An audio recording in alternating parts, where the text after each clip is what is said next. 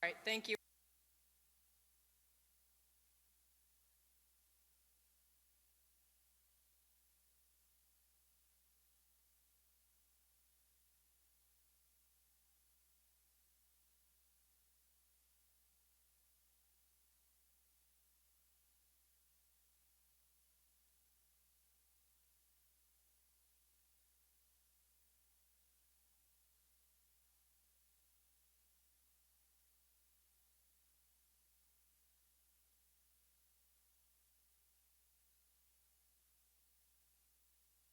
There we go.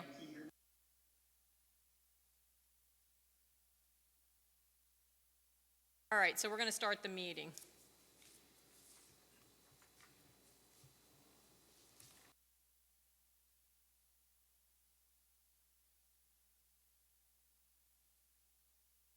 All right, so with that, welcome to the Thursday, April 14th, 2022 Town of Monroe Planning Board Workshop Meeting. Noreen, would you please do the roll call? Connie Franson. Present. Jason Sorinsky is absent. Jeff Manson. Here. Pat Shea. Here. Nicholas Napoli. Here. Thank you. Fire exits, there are 2 fire exits in the front of me. There's one that you all entered through the main door, and then another out here to the patio. With that, let's all stand for the Pledge of Allegiance. I pledge allegiance.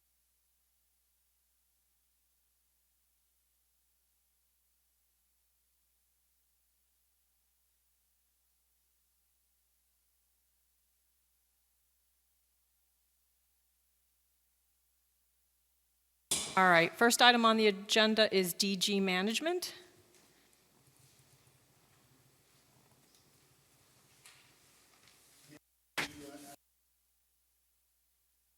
So for the record, Jay Monroe is present for the applicant, and we do have a representative of the Village of Monroe who may want to speak later.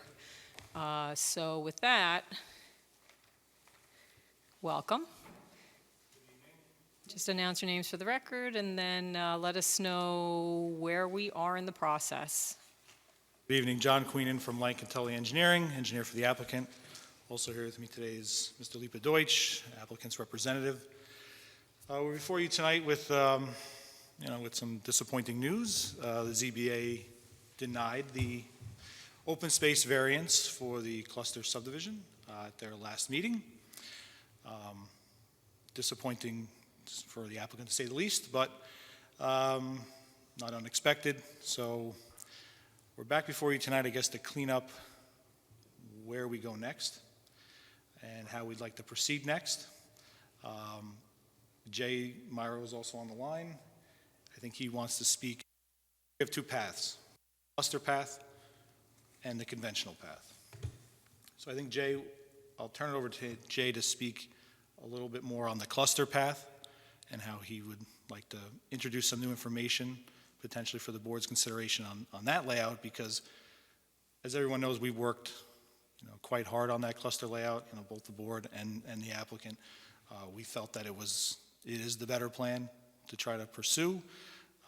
Unfortunately, the ZBA did not see it that way, but there is potentially some new information that we could present to the board for your consideration, potentially to continue with the cluster plan. If that is not the case, then the applicant would go forward and submit for consideration the conventional layout. Okay, thank you. Just one quick minute. Procedural question. So this is a returning hearing. Do we have to open it, or it's just continued from our prior? It's continued from the prior. Okay, just want to make sure. All right, so do you want to say anything, Ashley, or should we let Jay speak to process at this point? I want to hear from Jay first, and then We'll go from there. All right, so Jay, do you need me to bring up that letter? No, I don't think so. I think it was just basically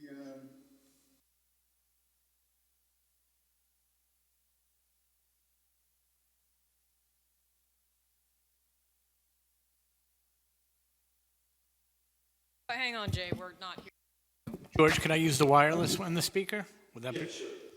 I'll use this. All right, try again, Jay? Can you hear me now? Yes, yes. Yes. Is that better? Yes. Okay. I usually speak too loudly. I guess I'll stick to that. Basically, listen, I sent the letter to give some context as to what our thoughts are in terms of how we would proceed here. And obviously, we're going to have to hear from you as to how you think we should be proceeding procedurally. But basically, since we have been denied the variance, there really is no way for us to accomplish cluster a cluster layout here because it just seems like there's no way for us to preserve 50% of the gross as conservation value open space. So I think the cluster, based on the denial of the variance, we have basically no ability to proceed as things stand right now with the cluster plan. So that obviously leaves us with the conventional plan. So we're going to ask the board to move the conventional plan forward, subject to what my second thought was here, or what we intend to do. I went through the record on this, and we're going back in quite a bit of time, and if I'm not mistaken, I don't think the applicant ever submitted what's called a conservation plan in your code. When I read your code and the cluster regulations, there's 3 plans that have to be submitted initially. One is the conventional layout, the other is the cluster layout, and the third is a conservation plan. Unless I'm missing it, I don't believe the conservation plan was ever submitted, but it's mandatory.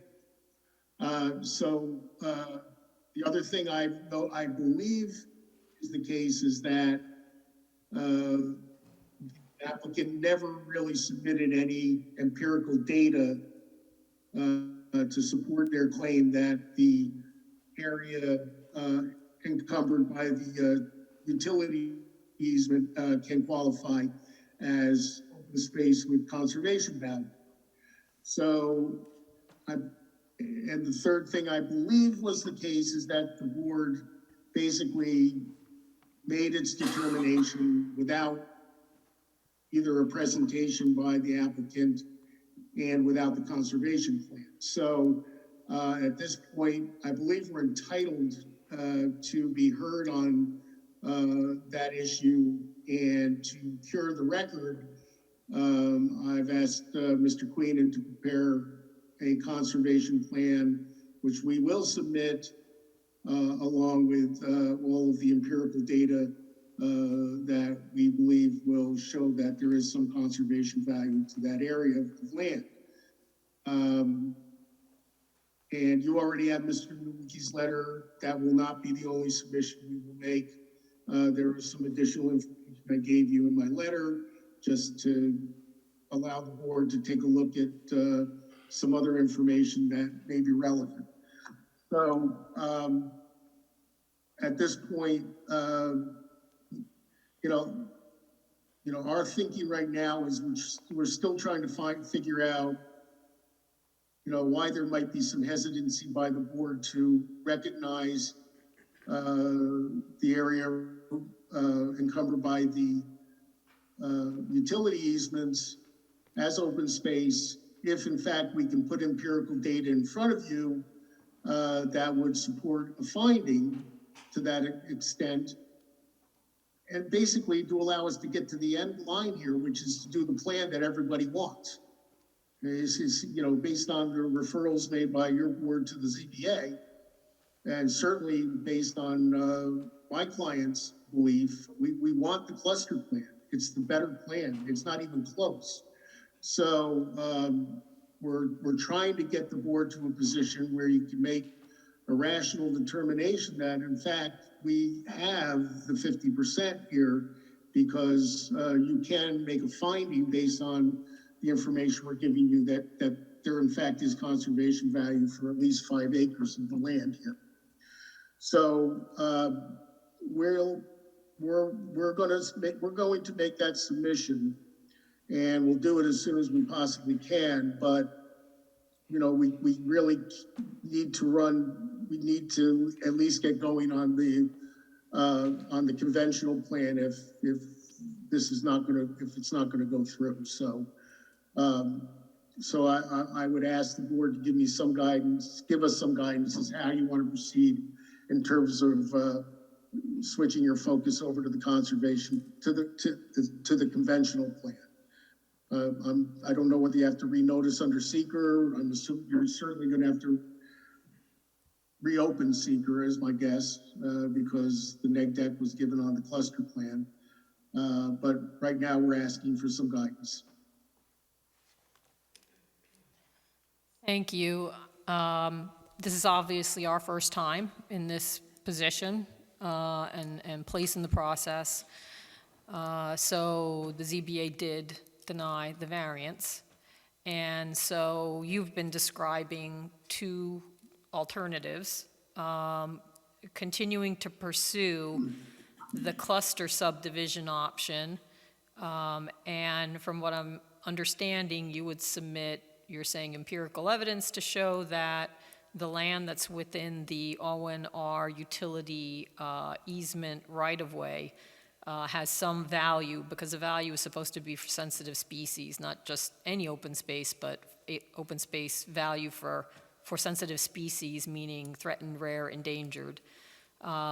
Or you want to know whether or not you should just, applicant should, and I shouldn't say just, applicant would pursue a conventional plan, because that would entail additional engineering now, detailing out that plan, which hasn't been done, which would also open up the seeker process then.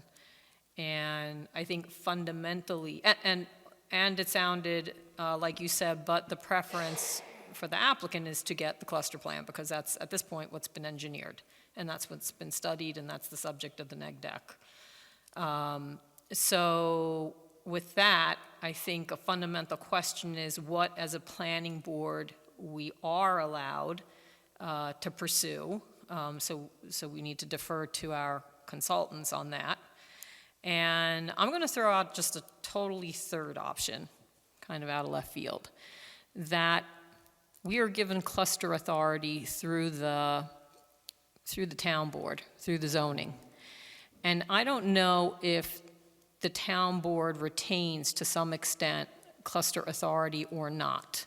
So that, is it possible that an applicant could petition directly to the town board for cluster as an alternative? And I don't know the answer. I thought Under about it, your- and I didn't know that we could or couldn't. Not under your code for this type of cluster development. You have a separate cluster floating district, the regulations that were adopted, I think it was last year, that involves the town board, but this, it's all delegated to the planning board. And once they give you that authority, they can't then retain part of retain it it. under state law. So Okay, thank you. So I think with that, that's a good segue into having Ashley kind of help us here. I think we first need to hear what approach you wanted to all take, and then, we need to find out what we are and aren't allowed to allow the applicant to pursue, absent having to go for another variance or something like that, which obviously is not something that you want to undertake at this point. So, Ashley. So originally, when you reviewed this application, it was a major subdivision, so you do require the submission of both a conventional and a cluster.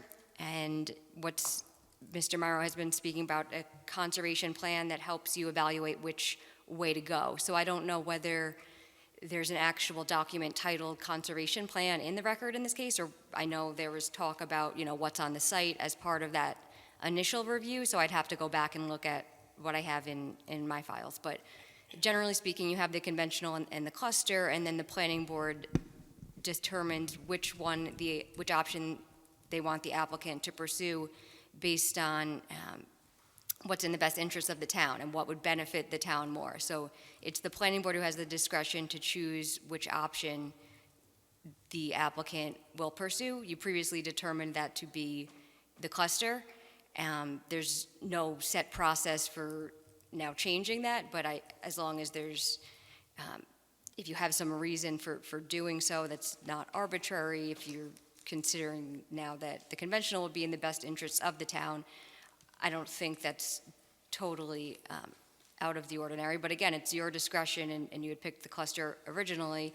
Now there's this issue with whether they could meet the cluster open space requirements, or whether you want to consider additional information from the applicant to determine whether, based on what they have there with the easement area, if that can count towards open space. I think you could certainly hear what they have to present on that. Nothing, if something new wants to be presented, but it's ultimately up to this board in your discussion which plan should be pursued. Procedurally, too, I don't know. I'm just trying to imagine if there was going to be, I know there was talk about kind of pursuing both paths simultaneously. I just don't know, because they're so different, how that really would work. But I guess if the planning board has direction as to what your thoughts are. So I'll start, because I have given this some thought. When we first started the process, one of the realities of this site was it had been clear-cut. And not saying who did the clear-cutting, but it had been clear-cut. So there were no trees, for the most part, except within areas where you had steep slopes or it was rocky and they didn't get to it. And then you do have the utility corridor easement. And I think the original representations, whether we have a conservation plan or not, was that there isn't a lot of conservation value on the property, except that there were some trees that were retained and you still had the ability to, we wanted to make sure that we could visually screen development on this hilltop area, which is why we had some of that open space area where we did. And so that was like really the one particular value, again, just because the land had been altered and changed. So I recall that I didn't feel strongly about having a cluster, because I felt that the values there between the easement and that activity didn't render a lot. And yet there was, again, benefit to having some of the lot preserved for viewshed purposes. Then, as a board, we collectively decided that the applicant should pursue the cluster. We had a conventional plan and determined what the maximum yield would be, and then we talked about different arrangements of housing so that we have a mix, and we ended up with the issue of the variance for the open space requirement. So at this point, I think it's within your right to be able to present us additional information if you think that there's something compelling about the utility easement area that would make us change our mind about that area having some open space value. I have a couple of concerns. I don't know that there's value, and I think we can make that determination on a case-by-case basis. But just because of its location, where it is, I don't know that there's value.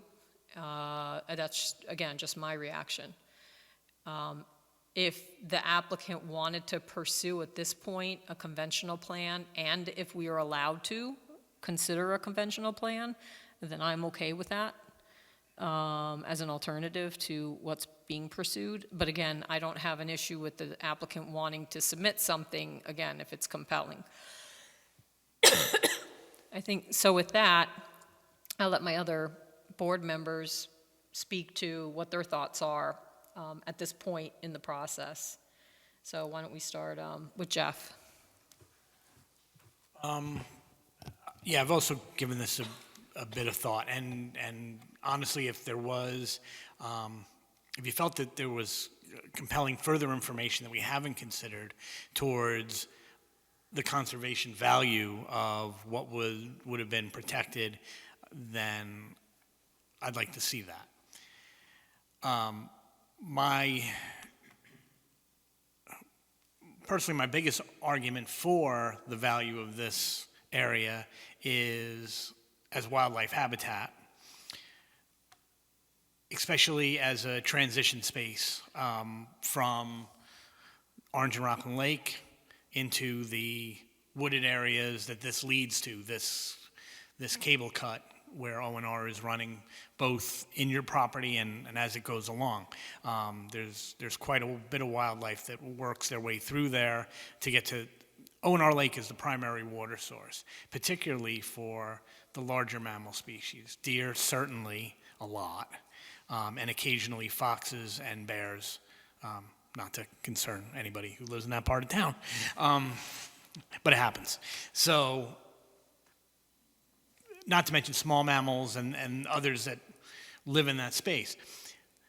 The reality, though, is that land is under easement. It won't be developed one way or the other. It's not protected without a conservation easement, but structures really won't be able to be additionally built there except, I guess, to, again, satisfy the requirements of O&R, to continue to transmit power and that sort of thing. So, while I understand that the code speaks towards endangered species and threatened species and that kind of thing, I think wildlife protection has merit. I'm just not sure if conserving the land makes a difference in that situation, as valuable as I think that area is for that purpose.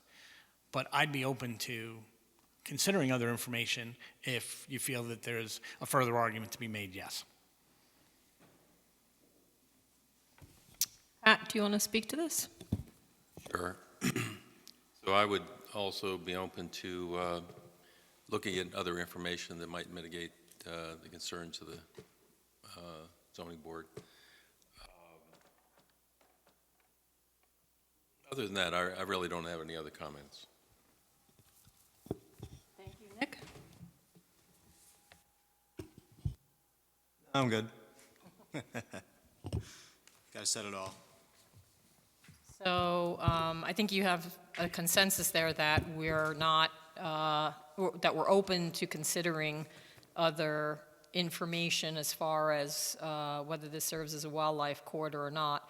I think Jeff did bring up just now a valuable point. I don't know that we could put a conservation easement on Orange and Rockland land, or can we control it for conservation value, which is one of the downsides, which doesn't quite meet the cluster regulations.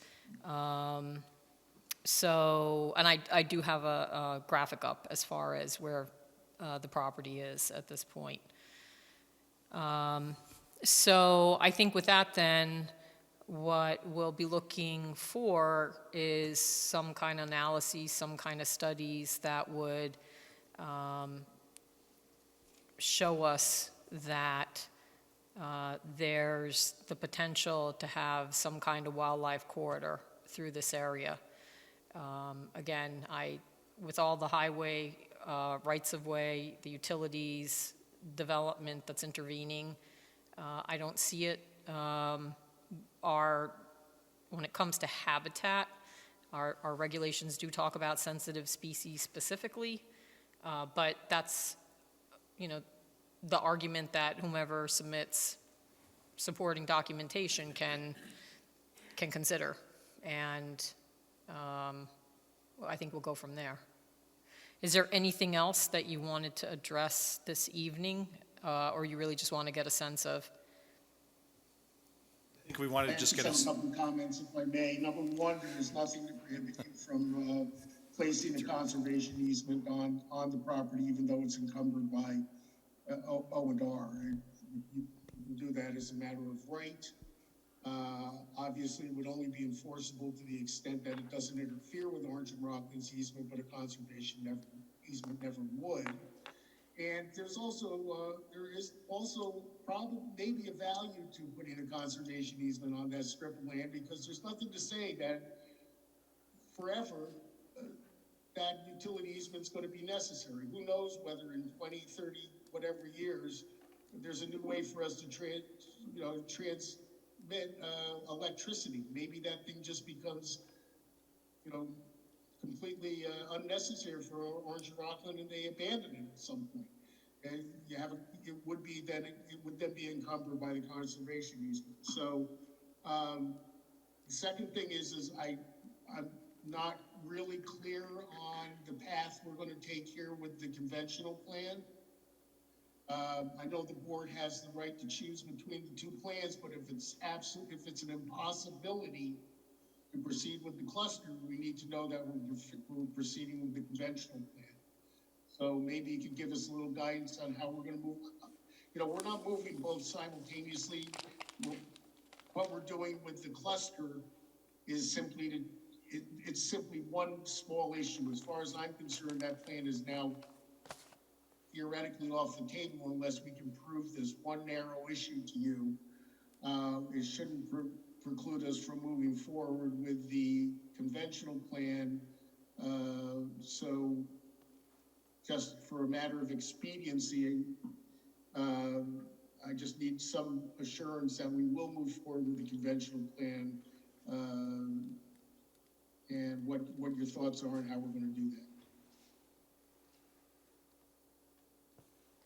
So I guess, so you're asking us, and this is where I'm a little confused as far as the applicant's intent, because I think you want us to consider the information with regard to the value of the open space, but it sounds like you also want us to consider the conventional?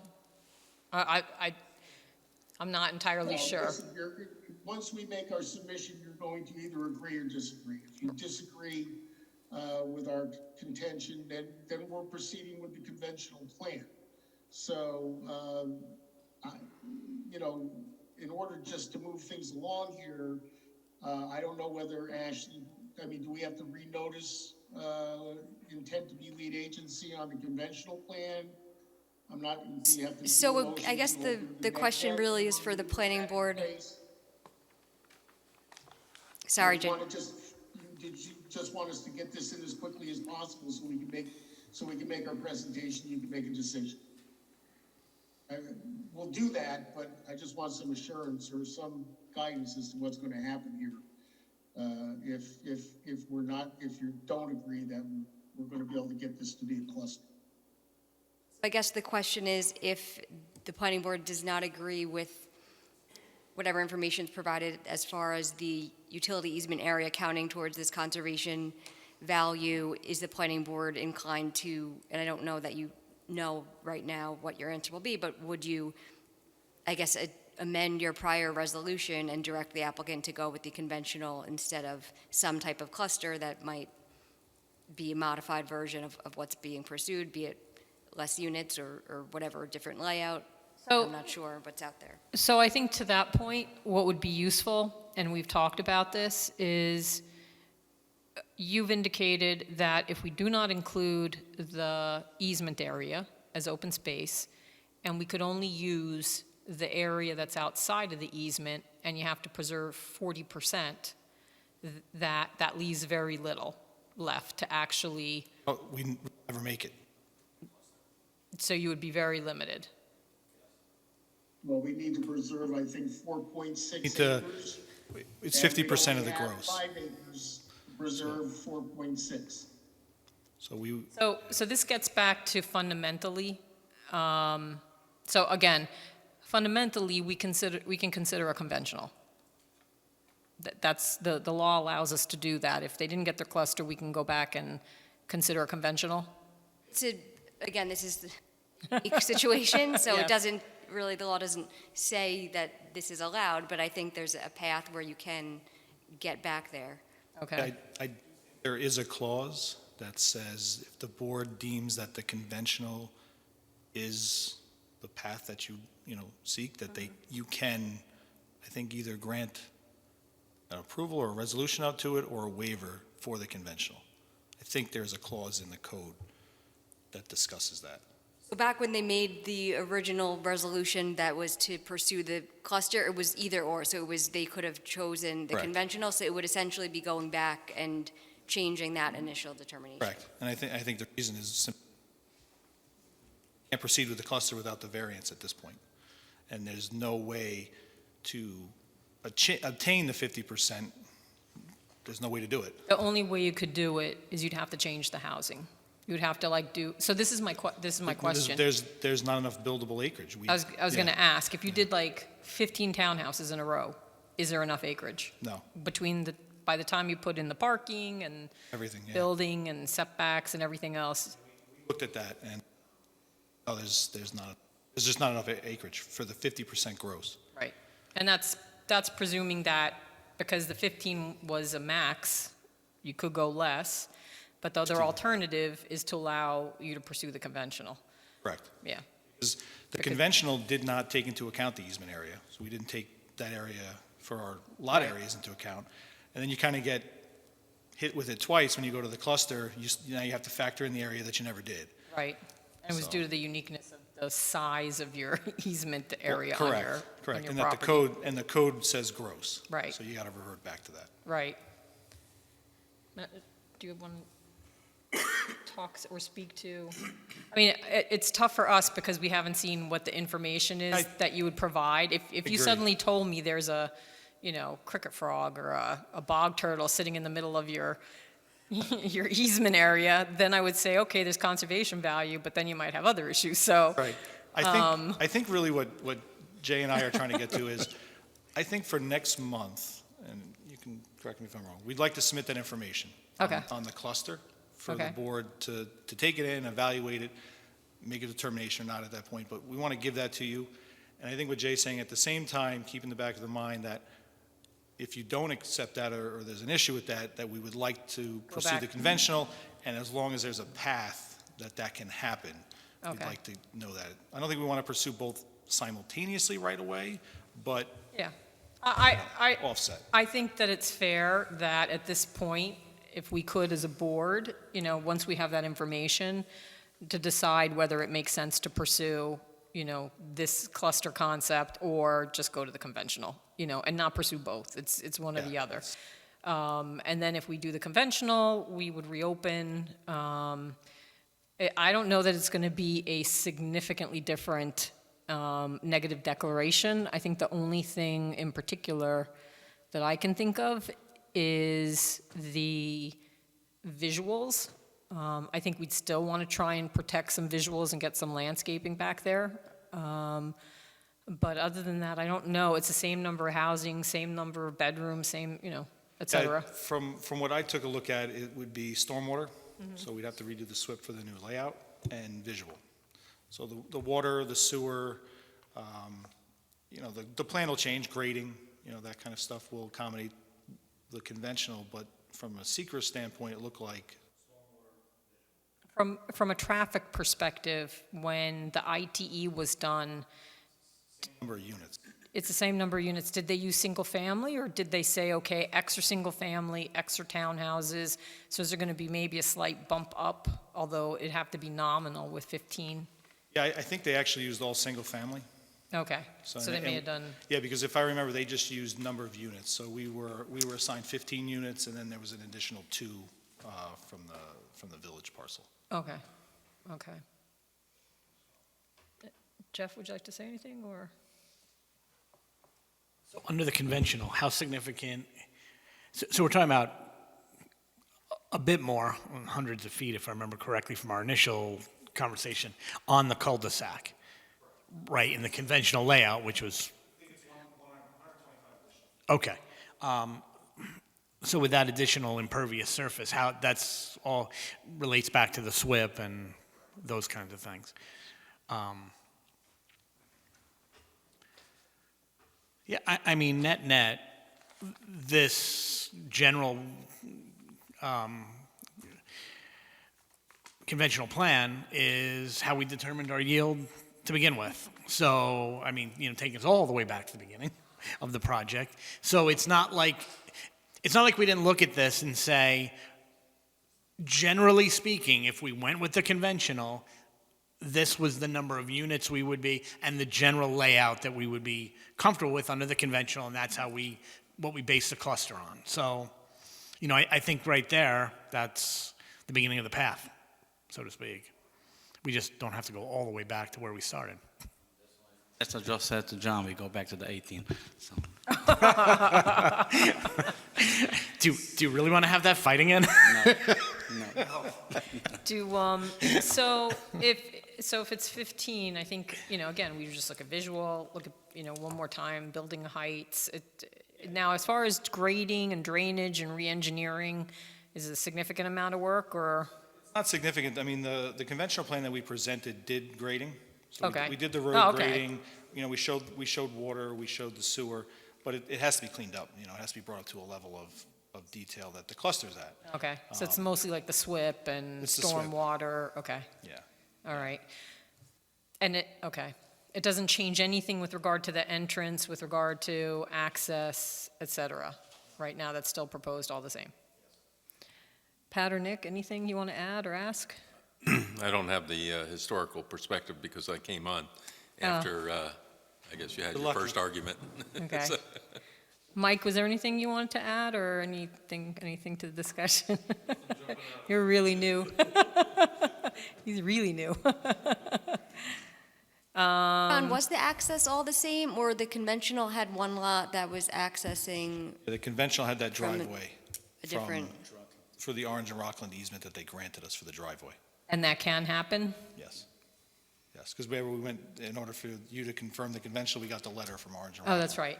Yeah. Okay. And but can you do a different layout where you would bring it to the cul-de-sac? Would you want to? I mean, I would want to, I'd have to see if we could work that in. Okay. Because, yeah, we don't want to traverse That'd be a that very long length. driveway. Yes. I just don't recall if we could allow it via an easement or via some kind, I don't know. You'd have to look at that. I don't remember, I think we were trying to prove it as a standalone for purposes of the conventional. But Okay. that's certainly something we can look further into. Okay. Okay, guys. Listen, in the interest of, we're trying to find a path forward. Frankly, the other elephant in the room is, it seems like, and we've kind of touched on this throughout the process, that because the property is accessed through a road that goes through the village, because some of the stormwater proposal is to go through the village and I mean, I guess ultimately on down to the collection points, down on 208. It seems like you're still working an uphill battle with some of the issues with the village that I don't get the sense that there is on board some of these things, or there's still concerns, at least in the village. So the question is, pursuing anything, how are those obstacles going to be overcome? I mean, I'd rather we deal with all this. I don't think so the village has any concern, because if they have any concern, they will address it as of now, because they have issues with water after rain, and I don't think they're doing anything. Even there's a lot of grants available for infrastructure, and they're not doing anything. And I will tell it on the record, I had a conversation with the mayor about this property, and after he sent this first letter, I told him we are willing to sit down with the attorney, with the engineer, discuss all the concern that he has. He started with traffic. I told him, he said his concerns. I told him the solution for that. He said he didn't thought about it. I said, bring the consultant. And then as the town was hiring AKR to do the study, and they came out with a solution. Then I reached out again to him and I said, Mayor, I'm willing to work with you, all you're concerned, and take care. And we did. We reached out to the DOT. We worked with the DOT. They are willing to give us the approval, and they want us to upgrade the drainage, which will serve everybody, not just our neighborhood, which Right. is a problem as of now. So I don't think so the village has any concern about the property. They have an agenda here, because normally when I reach out to someone to sit down and work with me, and I will make sure to address all the concern, and we never have even got anything back. All the letters, I think even Jay Meyer was sending a letter to the village attorney way back and let them know that we're willing to sit and address all the concerns. And as of now, they didn't even CC our professionals and our engineer. And I think so for perspective, we have our professional engineer here, our professionals, the attorney, and the board looked to every single thing, and we came across to that. So I don't think so. They really has concerns. Maybe they will try to do something. So, and again, I'm still here to work out any issues over there. I will make sure to address it because, as being involved in the project, nobody wants there should be an issue with drainage or traffic and anything else.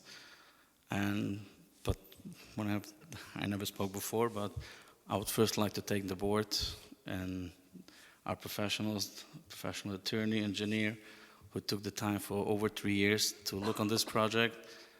It was, I think so we went over every single thing, and I think our professionals came across with John with everything the town was asking. And I will ask the board, since we went to the cluster plan and it looks that it's a plan that can work, that if there's a way in the law, if it complies with the zoning law, the town zoning law, if we can make it work, would be appreciated to look what the attorney will provide. And if not, if we can go with the conventional layout, and again, we'll address any concern that we have with the village of Monroe. So I guess then, from my perspective, again, because- One more thing Okay. that our consultant was Craig Mannon, reached out to the village of Monroe, DPW, about the striping on the road to not block the road that the village has, like many, I think so, on 10 places. And I know that they had a conversation with the mayor, and I have an email back to our traffic consultant that they have no problem with putting a sign and striping, do not block the road. So that was already agreeable with that. With the road, we know that they're not agreeing to it, but the town already confirmed with their attorney that they're willing to take the road and accept the road. With the drainage, I'm doing everything with DOT. They even asked me to do something more that we need to do to fix some drainage that they have an issue as of now, and we agreed to do that. Even it's going to cost us a lot of money to do some upgrades in their system over there. And we provide a copy for the village of Monroe with all the information from the DOT, what we present them. Somewhere I came across or was mentioned to me, I don't remember where, that there was a consideration that perhaps at the end of the road in the village where it meets Scunamunk, that there would be a consideration to prohibit left turns out of that road. And I just want to mention, if that's a consideration, I don't think that's a great consideration. I think forcing people into the most problematic intersection we have in the village and forcing all traffic to go through there, because if you make the right, that's the only place you can go, truthfully, or turn around in people's driveways, which was even worse. So if in conversations, I just know, my opinion is, please, let's keep access left and right out of that street. People need to be able to go where they need to go, not. To that point, so when we were looking at that driveway, the long one that goes under the O&R easement, could that have been a village road or a road? Or it could only be a driveway? O&R didn't want to allow a whole road, correct? Okay. Allow a whole road.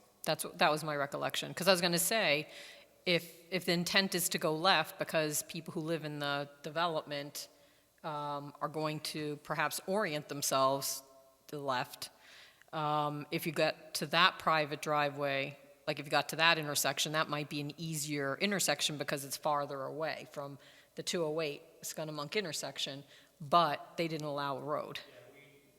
We'd explored that early on in the process, yeah.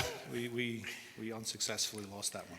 You know, I don't want to see residents, whoever wants them living on that road, not have the alternative to be able to avoid that intersection. 100%, and I You know, think- if that's what they choose to do, and, you know, Well, I think that was evaluated in the yeah. traffic analysis that Creighton Manning did, and I think they did discuss that with AKRF. That was part of their comments as well.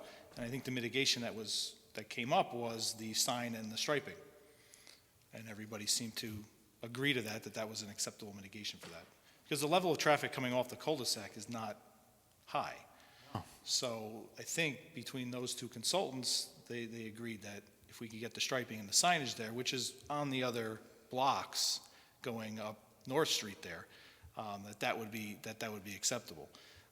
The other thing that factors into that is that's only at really the peak time that the traffic is queued back from, 208, and that's a function of the striping that was done at the intersection for the firehouse, and the closure of Smithfield is now closed.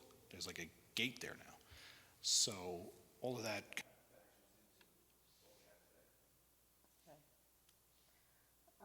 This is a public hearing, so I'm just going to ask if anyone wants to speak and provide any kind of testimony to the board. Please come on up. And good evening.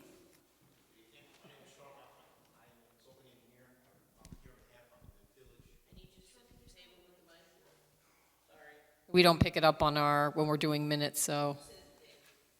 Thank you. My name is Sean Hoffman. I'm a consulting engineer here on behalf of the Village of Monroe.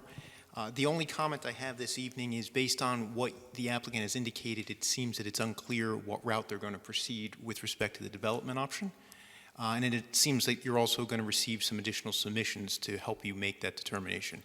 On behalf of the Village, I would ask that you either close the public hearing with the intention to reopen it or adjourn the public hearing for a future date. Thank you.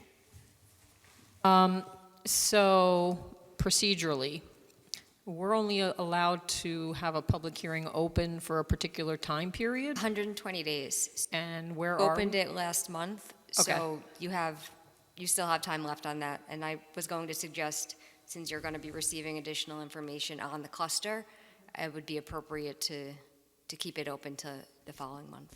Okay. I just want to make sure we could do that and we weren't running into any kind of deadlines okay.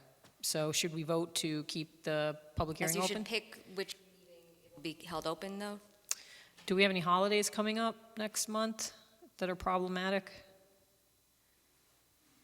Not on our calendar. Checking their calendar. The first meeting is May 12th, the second meeting is May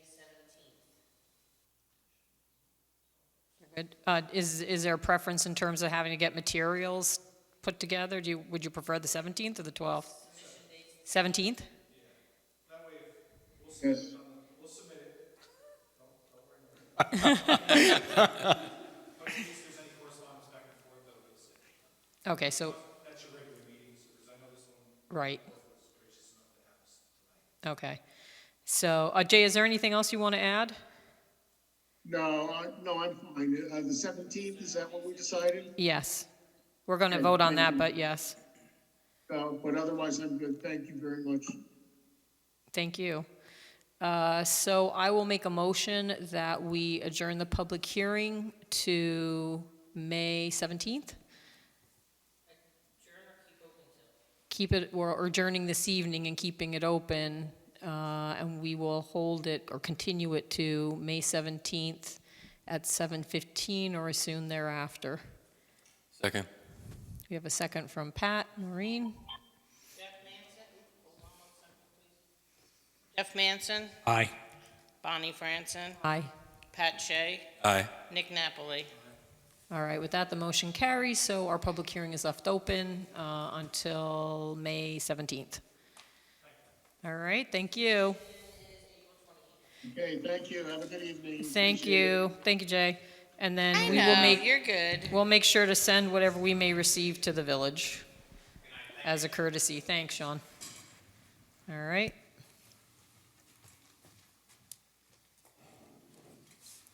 So, I'm just going to real quickly, I don't think we need, no, I don't have to be hooked up to this anymore, so let me just disconnect myself from this. All right. So next item on the agenda is Mountain View Community Shul, if you'll come on up.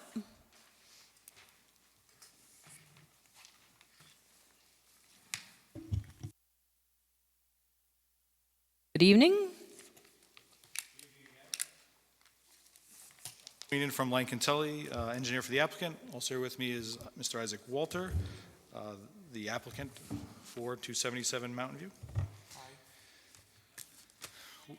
We were here a while ago.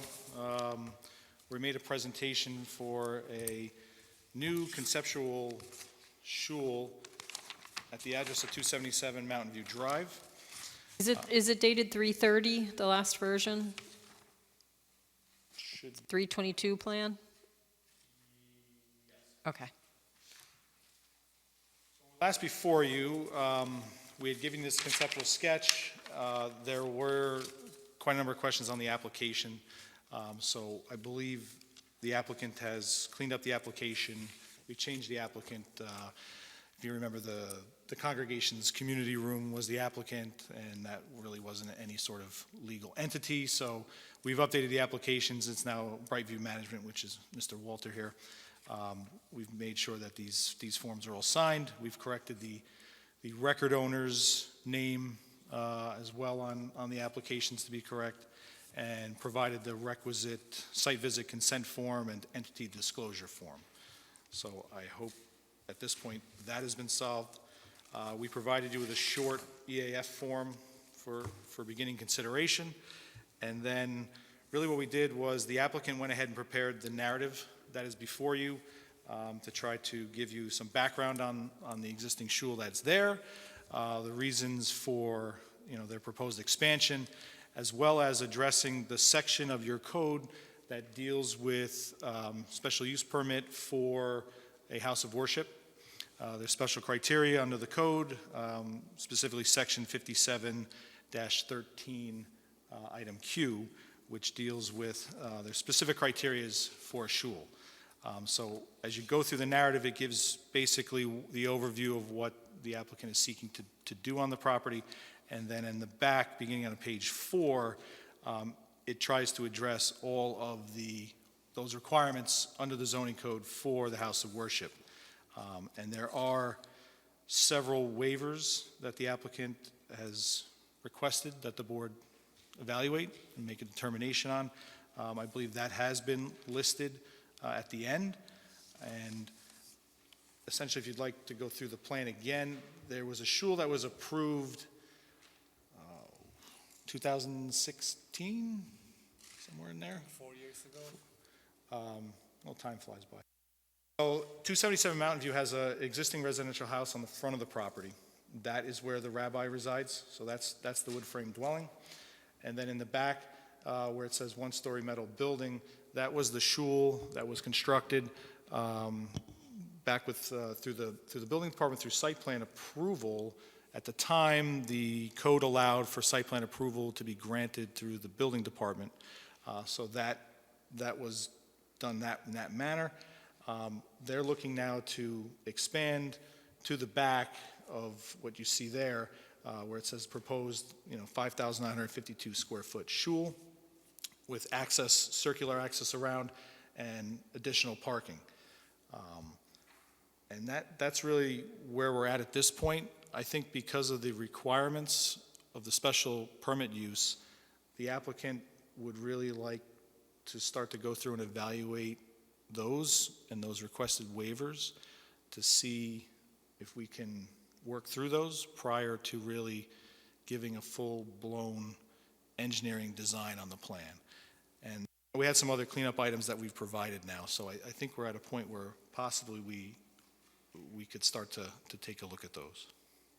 So if we look at this existing, I don't know how old this aerial is, but that's the site. And so you have the frame dwelling in the front, and you have the metal building, and then a paved pad. It looks like, because I haven't been out to the site, it looks like there is a retaining wall or something there where the truck is, or the trailer is, and then the driveway goes back and seems to connect to something happening in the village of Curious Joel. Yeah, I wasn't sure, is that shown on the plan that you have now? Yes, so if you can see where lower bottom right hand side where it says block wall, that's what you're seeing here. Here? Yep, right. Oh, right here. Okay. Oh, so that's going to change? Yes. Okay, so you're going to be grading out, or do you have to grade out? Well, there's a septic system there, so the wall was put in for the septic system. Okay. But as part of this application, we will be extending sewer up Mountain View Drive and extending a service lateral out for this property to the sewer. Most recently, the sewer was extended about 2 properties down on Mountain View Drive. So we're going to take that extension up. So we'll abandon that septic field, and this property will be on sewer. The property currently receives water from the village. We have a water agreement with the village, so Mike, please. we have a water agreement with the village of KJ, so we're receiving water from the village. Right. And then as far as, for everybody's benefit, the buildings that are there, the wood frame dwelling, the one-story metal building, those are remaining or those are being removed? They would remain. Okay. And then essentially, where we have the parking now, where the block wall is, that's sidewalk and parking. That would be removed. That would become an access drive. And then you would loop around, and then we'd have a new parking lot to the right, and then circular access around, and then some parking in the rear. So I think you said the one-story metal building is what's serving as the shul right now? Correct. So if you're building a shul, what will happen in the metal building? What activities, or is it just more shul space? We'll use it just for storage. Just purely for storage? And then the rabbi will live in the house? Okay.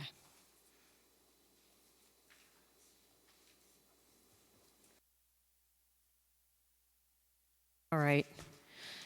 So why don't we start, was there anything else you wanted to present, John? No, unless the board wants me to go through the specific details of the building and the number of congregates, I can certainly do that. But at some point, we'll need a rendering Okay. for architectural review. And I think we'll first go to engineering comments, then we'll ask Ashley what comment she may have, and then we can open it up to the board. So I'll bring up the engineering comments.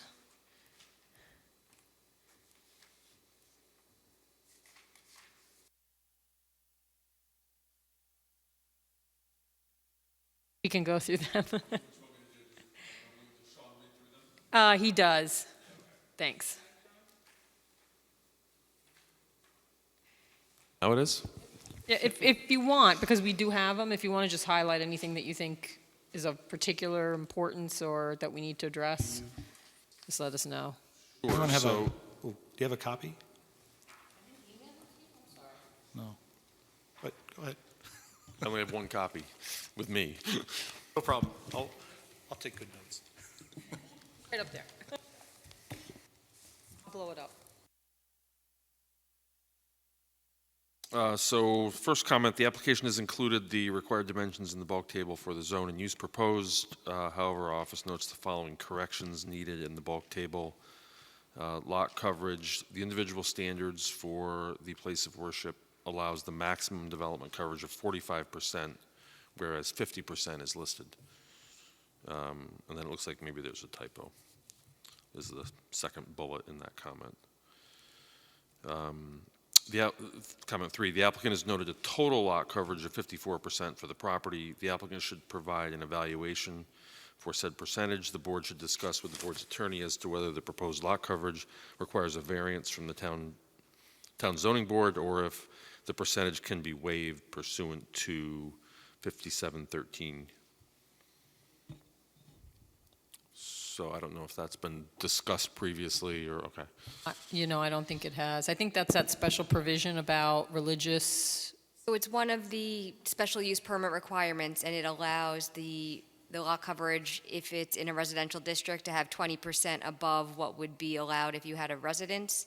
So you're allowed to essentially have 50% lot coverage, but they're going above that or seeking to go to 54, which is something that could be waived under the special use permit waiver for places of worship, which is based on a substantial burden on the religious practice. So our comment 4, I think, is related to what John was discussing. There's, it looks like maybe 4 different special use permit requirements that they're seeking waivers from. Comment 5, I think John addressed, as previously noted, the applicant should identify the proposed use within the existing one-story metal building. Further, the existing dwelling should note the number of units within said dwelling. It sounds like they're using the existing, will be using the existing building for storage. I would think we'd want some plan notes to that effect if that's what it's going to be used for.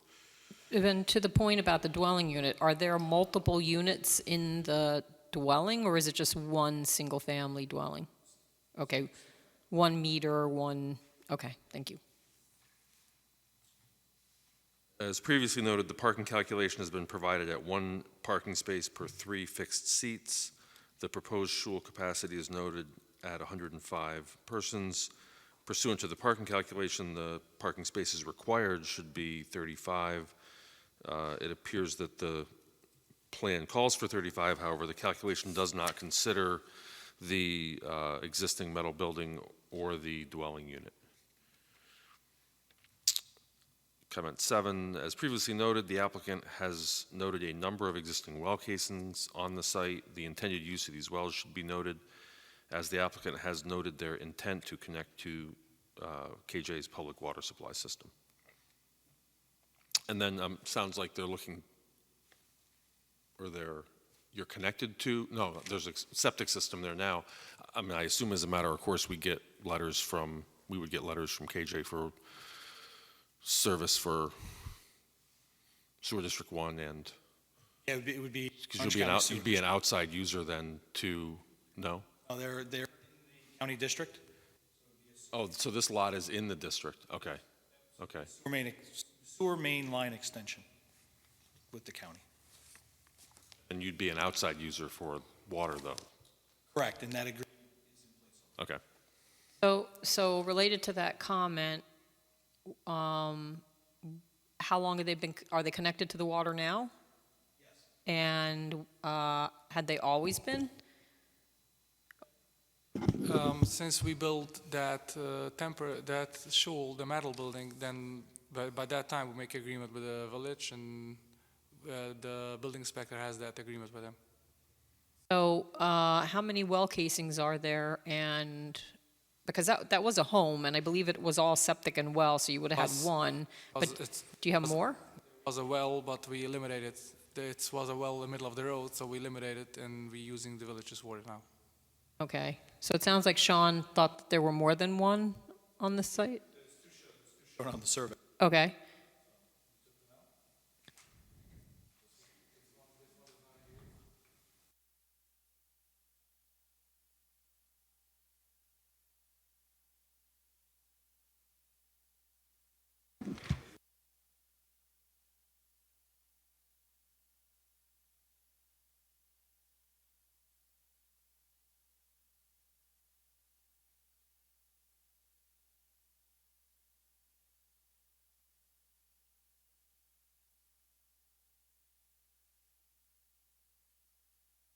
That's the one you drilled.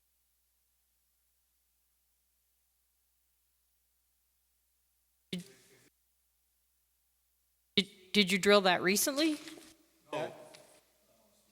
That well was drilled when they built the shul. Okay. Then they got village water. Okay.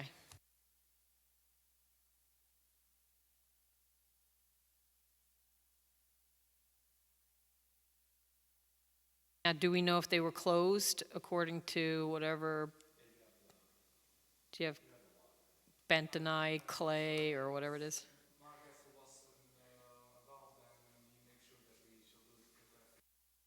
Who was that? Mark Edsel? Okay. I have to find out. You have some documentation from the well driller that abandoned them, or I'm gonna Mark's look it up. Mark's in Florida? It's not readily available. I'm gonna I look mean, it I have up. a cell phone, but I'm not calling him for that. I'm gonna try to look her up to see if I have something, but Okay. I remember that Mark was making sure that it's done the correct way. And it doesn't look like there are any others here. Doing a quick look. So maybe 3, that's what I guess Sean picked up or whomever picked up. Okay, He didn't say how many. Okay. I just looking at the plan, you saw saw the 3. 3, Yeah. okay. All right, so we'll get more information on that. Comment 9, the applicant has noted that the total physical disturbance on the property is .9 acres. No proposed grading or utility work is shown on the concept plan. As such, we can't confirm the total disturbance or comment whether a SWIP plan may be necessary. With comment 10, with regards to the submitted short EAF, looks like there were yeses checked for SHPO and for endangered species, so we'll need obviously additional correspondence on those 2 items. Projects located within 500 feet of a municipal boundary will require a 239 review, and a public hearing will be mandatory as it's a special use permit. And I was looking at Google Earth as you were talking, John. It looks like there's in the aerial, it looks like it shows a connection to what would be Carlsberg Road. And I'm just wondering, is that something that's going to remain, or will that be?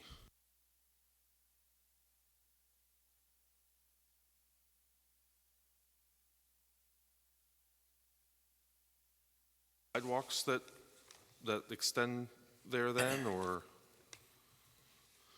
would there be sidewalks then that maybe would extend, or that should probably be, at least be identified on the plan that there's. No, we can.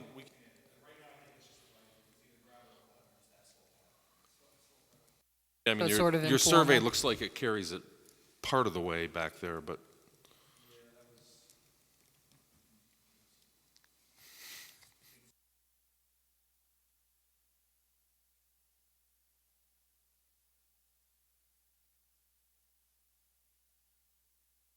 From the adjoining neighborhood, okay. Okay. Ashley, anything you have? So for purposes of seeker, it would be an unlisted action. I don't believe you previously classified it or determined if you wanted to do a coordinated or uncoordinated, so that's something you'll have to decide. As far as the applicant, so I do see, it looks like it's now an LLC, but I tried to look it up on the state database and couldn't see anything, so I just want to make sure the entity name is correct, and we just have documentation showing that it's a, I don't know if it's perhaps an out-of-state LLC or what, but if we could get something on that.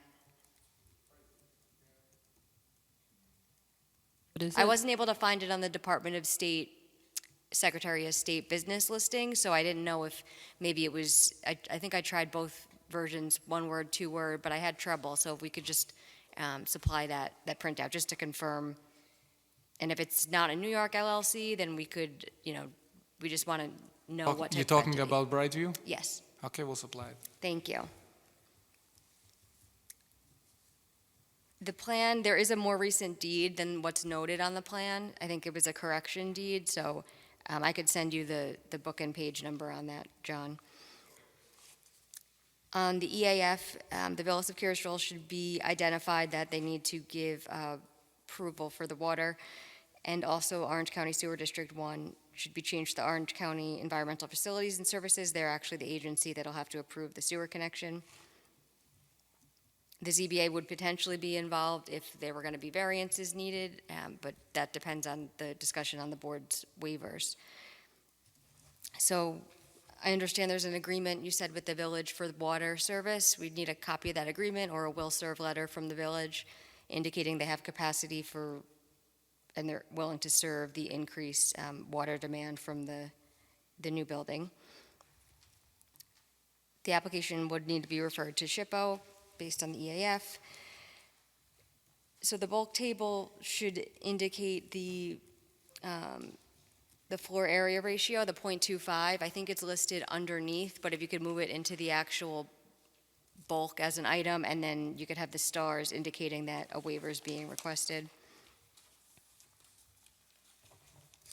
Before getting into the special use permit criteria, just two more things I think we had discussed already, that architectural review ultimately will have to happen here, so you'll need those details submitted, renderings and all of that, and then also a tree plan for any trees above, I believe it's 6 inches removed. The applicant did prepare the special use permit narrative and addressed all of those factors, so that was easy to follow along, so thank you for that. There are a few waivers that were being requested, and I could just go through those now with the board if you want, Bonnie. They are pursuant to the waiver standard that the board's able to waive any number of these conditions to the extent necessary if it places a substantial burden on the religious exercise of a person, religious assembly, or institution. So the first one is the maximum floor area ratio of 0.25 shall not be exceeded. So I think, John, the plan had noted it was, or perhaps it was the narrative, that it was 0.27 excluding the basement, but it sounded like the basement was going to be used for part of the shul, so I think that would need to be included, and in any event, it does exceed, so that would be the first waiver that's being requested. Second waiver is the maximum development coverage, which we had talked about. It's allowed to have 50%, and they're seeking 54%. 57, 13Q.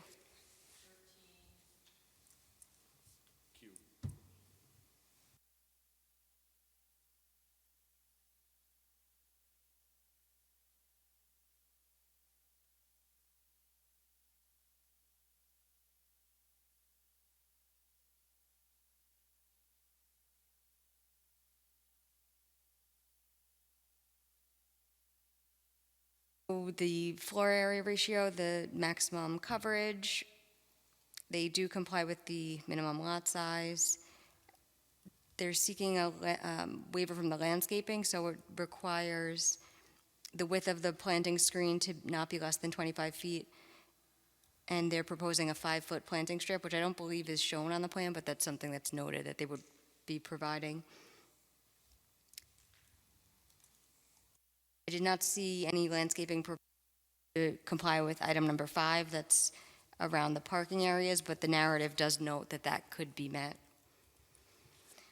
The parking requirements, I think Mike had spoken to the calculation, so that'll have to just be confirmed as to what's required for the other uses, the single-family dwelling, and then I'm not sure if anything's required for the storage, or if it's accessory storage, it may just be counted for the other structure.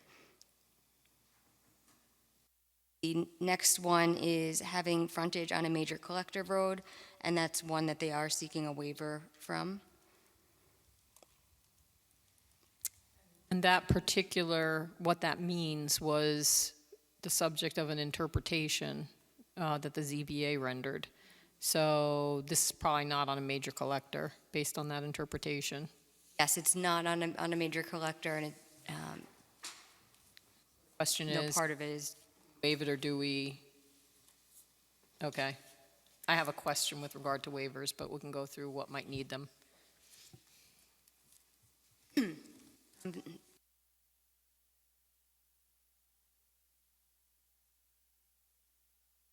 Next item is that all structures be in harmony with the surrounding neighborhood and a similar design aesthetic. The next is that no parking or loading be permitted between the structure and the street line, and all loading and delivery have to be in the rear, which I believe they comply.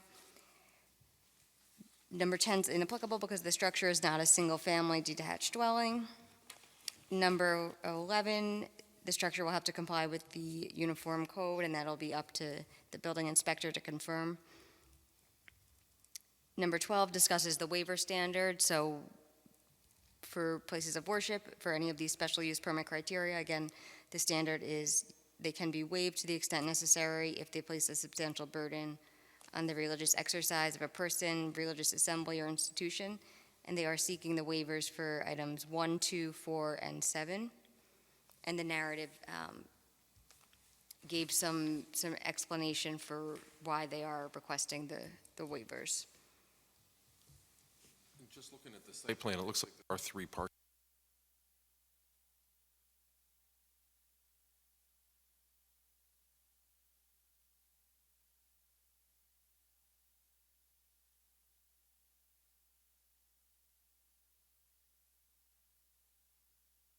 Well, I guess, are we?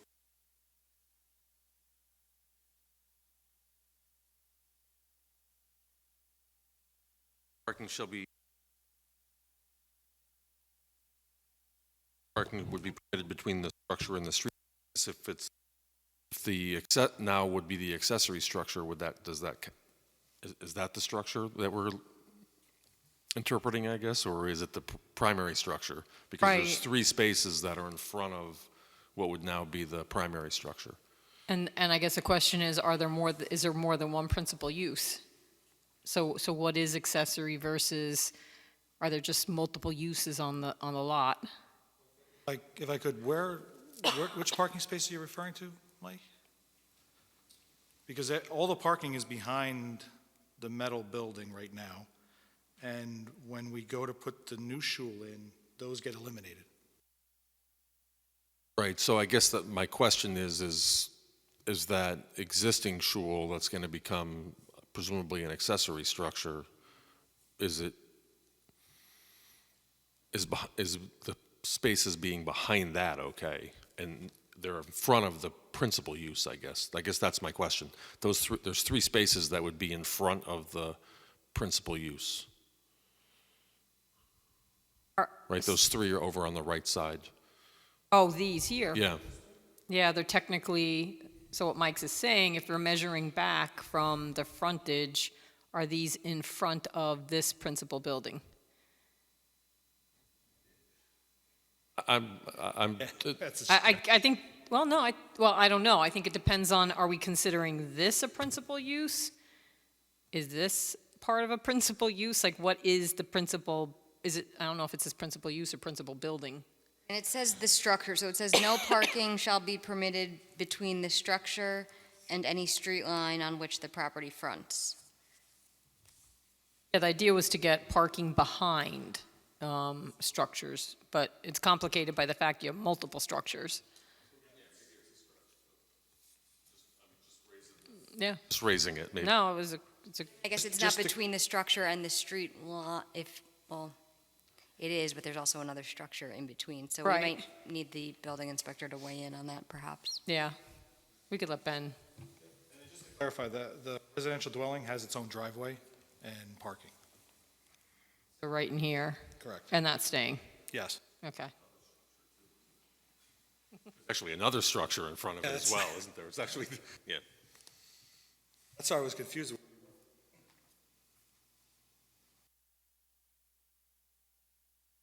Do we want to go to that narrative about why the waivers at this point? That's what, So these were your explanations of how it's related to the practice of religion. Correct. Yes, what the applicant seeks in order to use the property for religious services.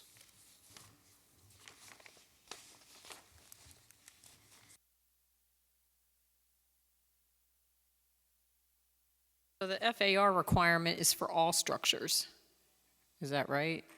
The FAR? Not just the main building? all structures that are applicable to the use. So So did- if, I guess if the storage is for an accessory building for the For the place of principal worship use? use, Right. Did you calculate the FAR on all of the buildings or just the shul? And the proposed shul and the storage were. was on were- both of them. Yes, but I didn't include the basement because sometimes in the code, FAR doesn't apply to basements because it's not considered, you know. But if, the question really for Beck. I thought it was described, though, that the basement would be used as part of the Sometimes in other municipalities for the code, the building departments have ruled that if the basement, because this is going to be built into the hill, so the basement will be fully buried in the back and on the sides. Some building departments have looked at that and said that that does not count against your FAR, if that's the condition. Other municipalities have, so that's why I did note that we did not include the basement of the building.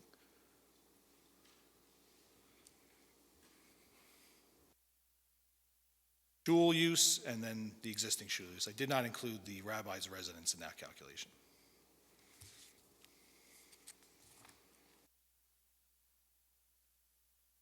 So it doesn't, so floor area itself doesn't include garages, carports, open porches, terraces, utility rooms, and floor areas with a clear ceiling height of less than 7 feet, 6 inches.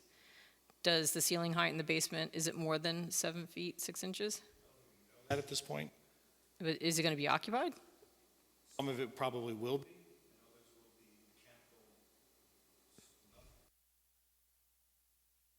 Just didn't include it. Purposes of the FAR, I can just include the whole space in the basement and it would bump it up probably to like a 0.3. Yeah, I would include it because I think the idea is if it can be inhabited and used, it's part of the floor area. There's a definition for basement as well in the code that says a story partly underground, but having at least half of its height above the average finished grade level of the ground, immediately adjacent to the building wall. A basement shall not exceed the total gross floor area of the story immediately above it and shall count as habitable floor area.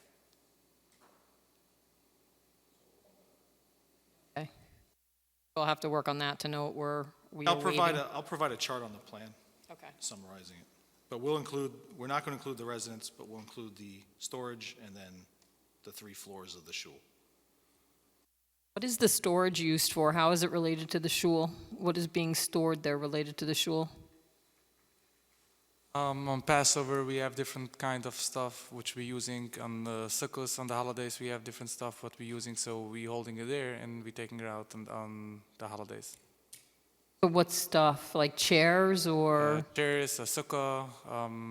We have other books, other stuff which we're not allowed to use in Passover. So we're using different on the Sukkot, whatever.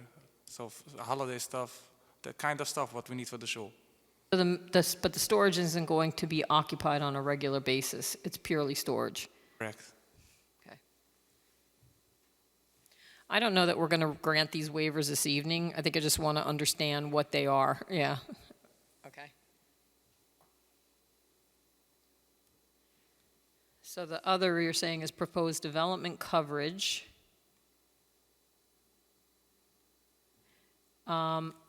Is your parking area that you're requesting being driven by the code, or is it by what you really need? So could you get closer to a development coverage that works if you had less parking? Yes, sure. And then you could get trees and landscaping. Yes. Lipa's like so happy in the back.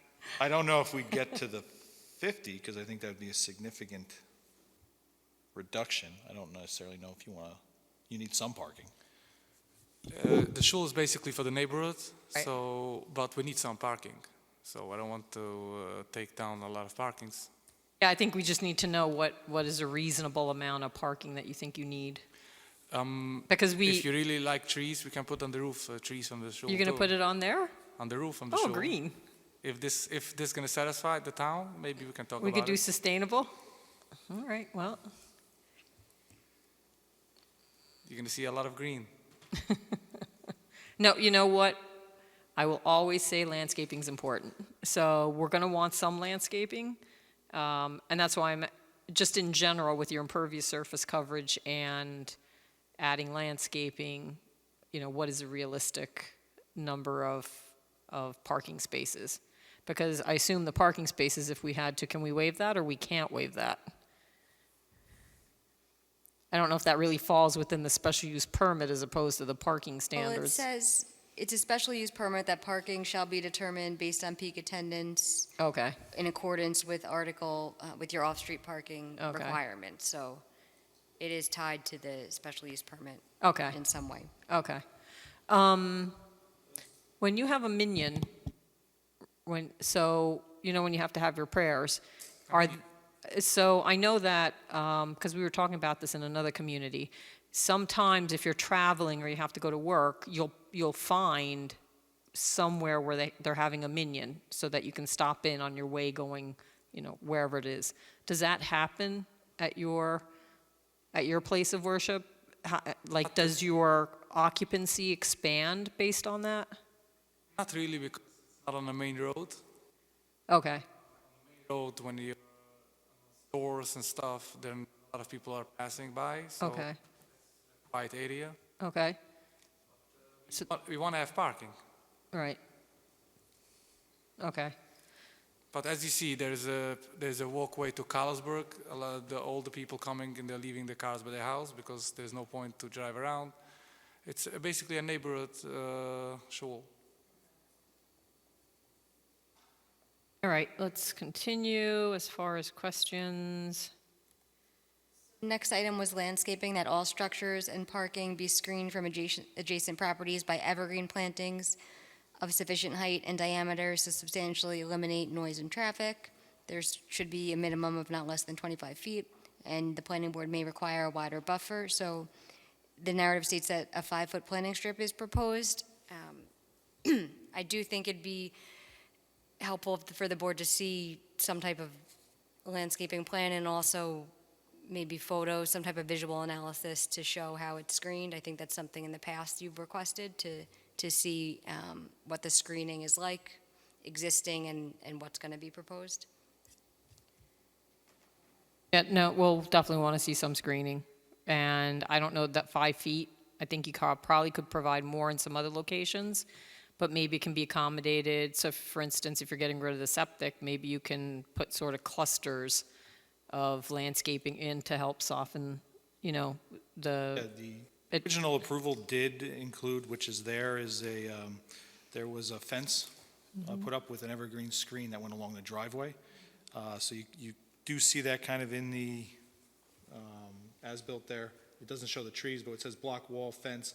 There's trees on that line, and that was part of the Schul's, the first expansion. Nope, on the western property line where Weinstock is. Here? Yes, versus block wall. yes. Okay. Are those trees there still?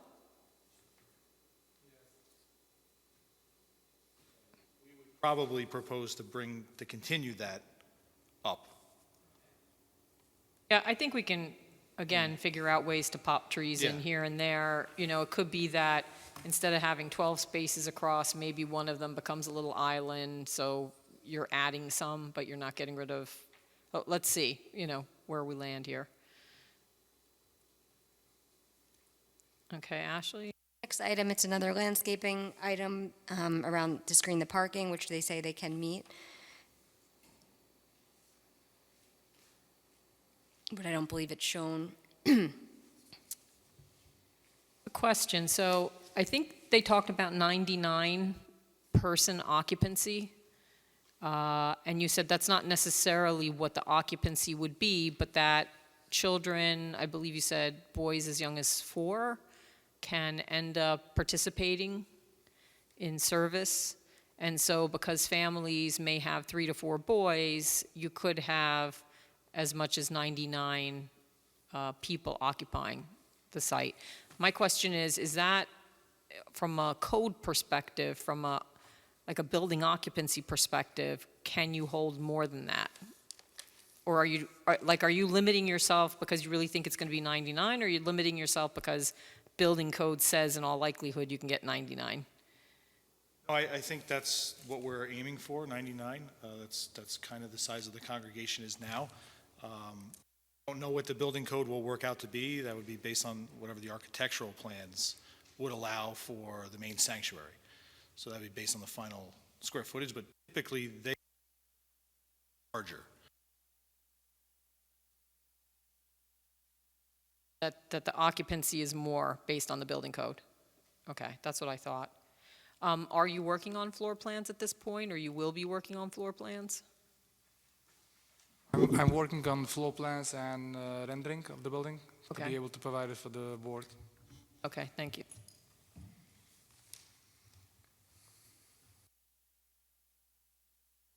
We talked about the collector road. From a waiver perspective, and also related to religious uses, can we consider the fact that it already exists? I think that's, because I guess trust that, but it does exist already, and obviously it wouldn't be able to grow without this approval, because it was previously approved before this law was in place. That's my understanding. Right. You've indicated it was approved prior. And it does exist already. So it's not as if you're introducing a brand new place of worship. But so to me, that kind of factors in the fact that it's there. But I was just wanted to ask you. Okay. So we'll be getting renderings at some point to see what the proposed building looks like. All parking not within the front yard. That's something that you will find out from Ben. Get this thing to scroll there. Owner rabbi resides in the residence at the front of the property. That was the response to. Yeah. All structures will comply with applicable building code. You're requesting a waiver from 1, 2, 4, and 7.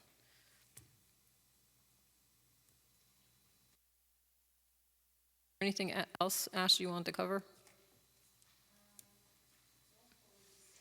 All right. Board members, why don't we start? Jeff, do you have any comments or questions?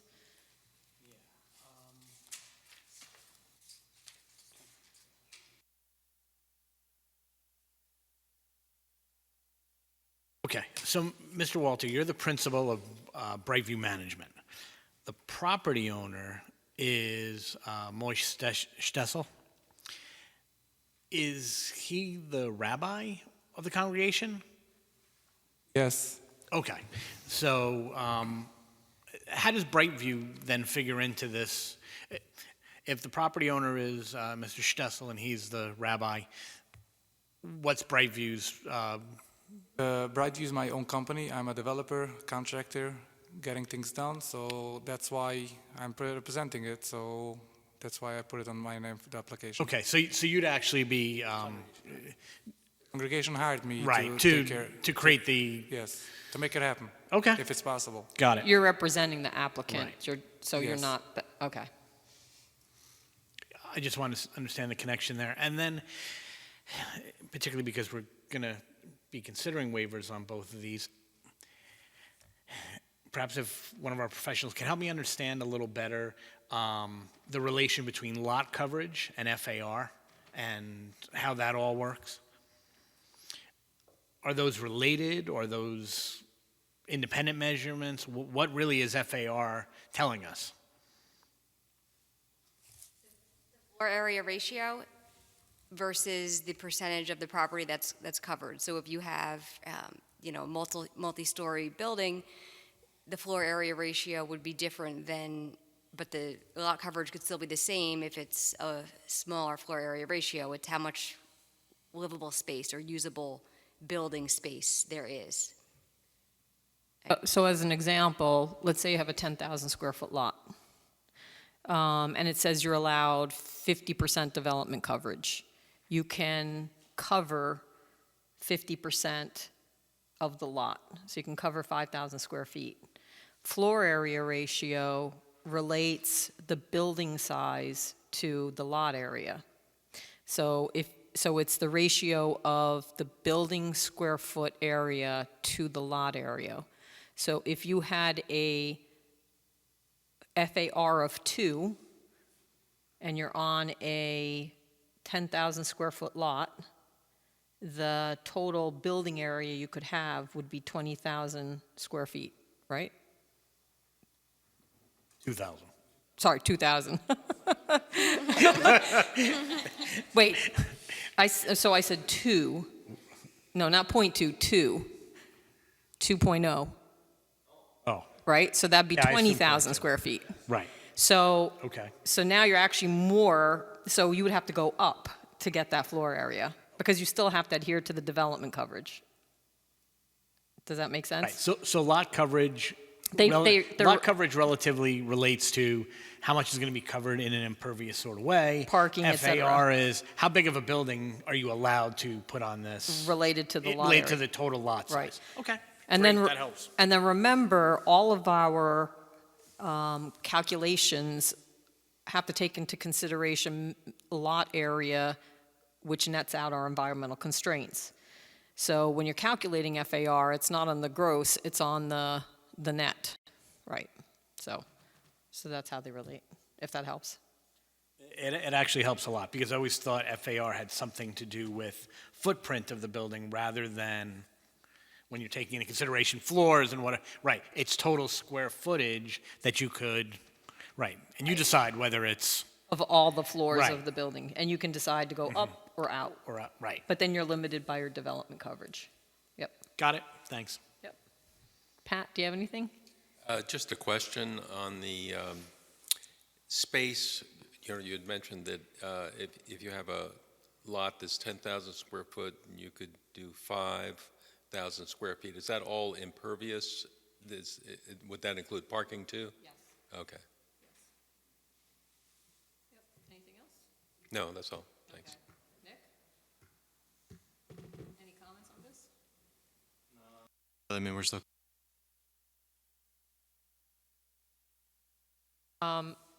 I agree.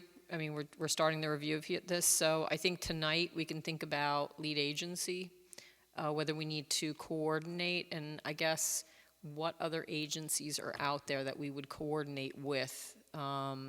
We are going to connect to Orange County Sewer District. Orange County Sewer District. We're going to have the New York State DEC for the sewer as well. For the sewer main. That's not just Department of Health, that's DEC? That's DEC. Okay. The water connection's already been completed, so we Okay. don't need Orange County DOH, to my knowledge. Did they review it previously, or, When it's a connection from municipal okay. service lateral. So they're already connected to KJ Water? Okay. Notice the village of AJ. So boundary, Yes, municipal boundary, so we have GML review. correct, 239. I don't think we have DOT or DPW. No.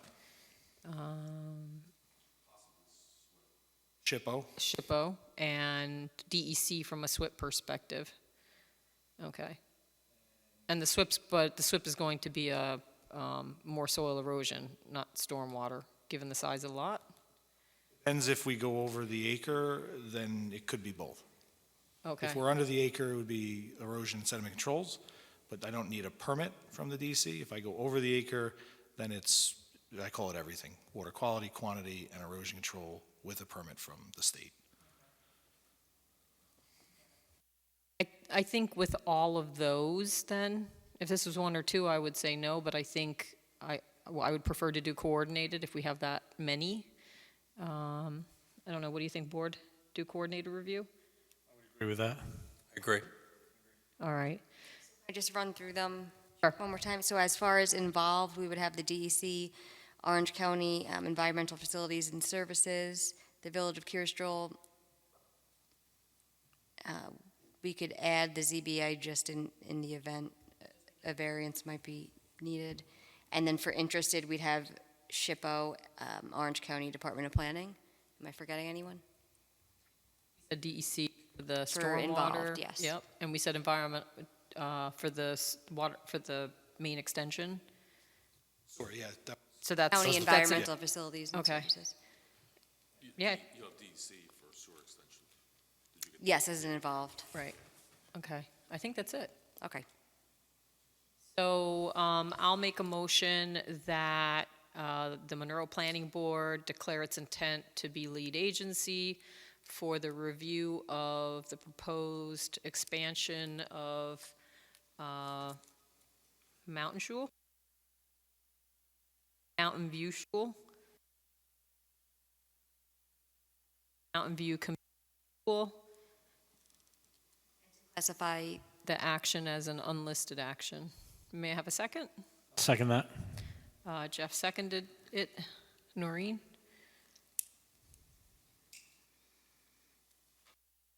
Bonnie Franson, Aye.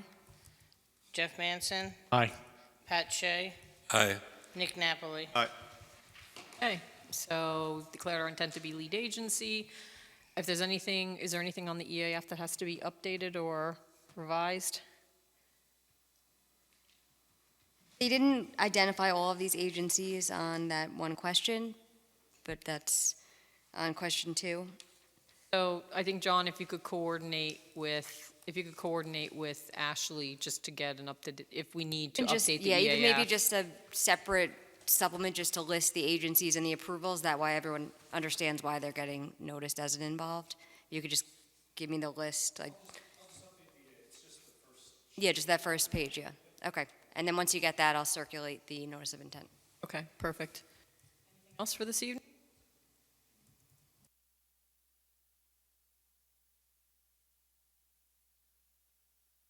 Think about some landscaping.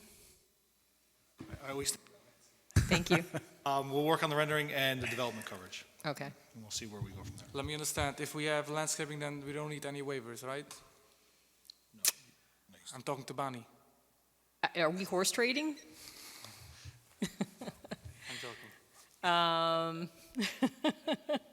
A tree is worth a lot. So, all right, so we will see you, I guess, when you next put together the submission with whatever revisions are necessary. Okay? All right, thank you. And we can't move forward with seeker anyway until we hear back, or our 30 days have lapsed, so we know we have that. All right? Night. Thank you, have a good night. Just a couple of follow-up, unrelated. We're to minutes right now on the agenda. Before you all head out. Actually, first, Ward, do you want to come up? Do you have any comments this evening? You're good? Okay, Ward's good. All right. We had some follow-up with, I think, Pilati Village, that Dave was going to go out there. Also, didn't we also have, Dave was going to visit Airman one? the one that's on 17M. The Dave Nemeko is representing them. Dominic Santiago.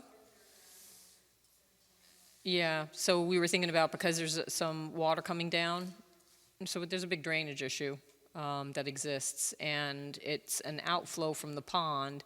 So I think we wanted Dave to get out there, Dave Tompkins, to take a look at it. I don't know if Sean, because usually Sean tries and coordinates. I don't know if you reached out to Dave Tompkins? No, I didn't. Sean said he usually does. Okay, so. But I if- don't know whether he just- did with vacation coming up. Yeah, so just reach out, when Sean comes back, just to remember to reach out to Dave Tompkins about looking at that. It's, I'll send him an email. okay. Thank you. And Pilati Village, I think we were also having Karen Arndt and Dave take a look there as well. Did we get anything? Do you recall anything for Pilati Village? I haven't seen anything. All right, so if you could send out reminders, because there are a couple that we've said, we want Dave to go out, we want Karen to look at the landscaping, and I don't know that it's happened, and I just want to make sure we're moving forward on those. I got an email today from Mike Morganti. Let me see if I can And get, he's Pilati. right. And then another miscellaneous item, so I'd asked Ashley if she, I don't know if Mark was around in 2000 or 1999. We're trying to find resolutions. That is okay.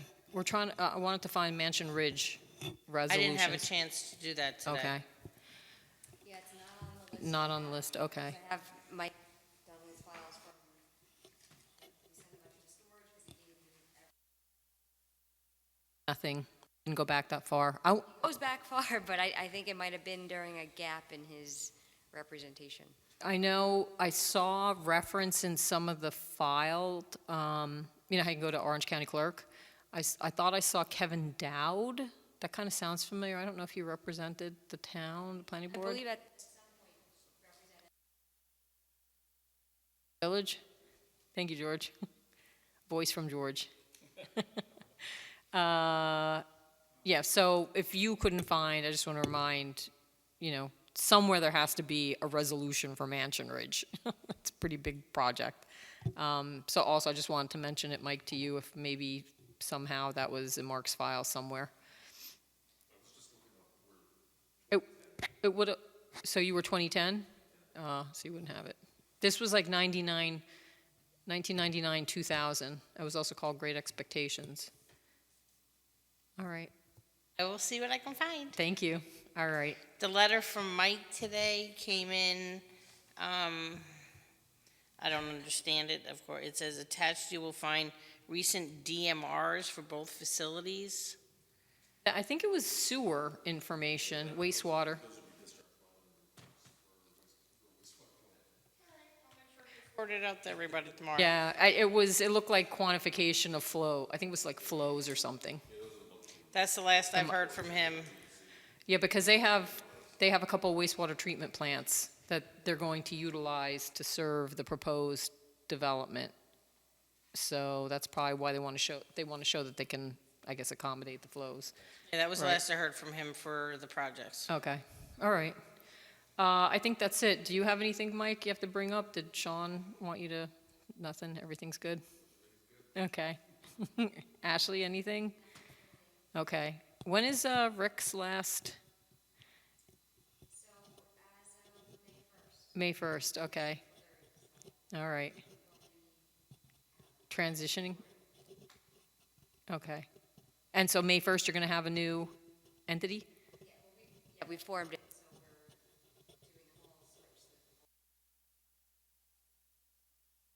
To you to Okay. Yeah, let us know, because that's why I was asking, so we can make sure. I don't know if we have to do anything with regard to escrow or anything, but we're good. No, I have a stack of bills you're taking home tonight Okay. to sign and bring back on Tuesday. And then I have some downstairs to process that will get signed, and then I guess the checks can. It'll be the same terms, so the same Okay. proposal. Okay. But the bills that came in now are under BMG. It will be through the end of April. But I can As of still April. process that way, and you'll be reimbursed. We'll send different invoices once it comes to, Okay, Okay. because the checks will be made out to BMG. Yes, it's only for work done after May 1st. Okay. All right. So with that, if you both want to excuse yourself, we have some minutes to go through, unless you want to hang out for it. We usually let you, we free you. You have All 5 right. minutes? I want to listen to the exciting minutes.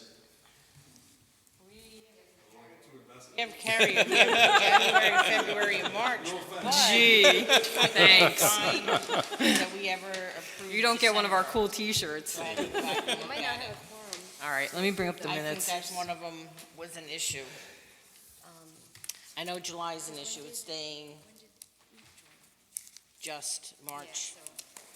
Yeah, it's gonna be a nightmare for the first couple. Hey, look, Not as long. Not for 60 days. So Noreen, Jeff is saying that we don't have the quorum we need anyway until we're a 5-member. I didn't think we were, Well, if Jason was here, we could actually do most of them. All right, right, But, so maybe next week. maybe next time. So I don't have March 15th. Good done night. Because I have to do public hearings verbatim. It's gonna be a novel. Oh, yeah. Nice All to right. meet you. All right, so I'll make a motion to adjourn. Second. All in favor? Aye. Aye. Any opposed?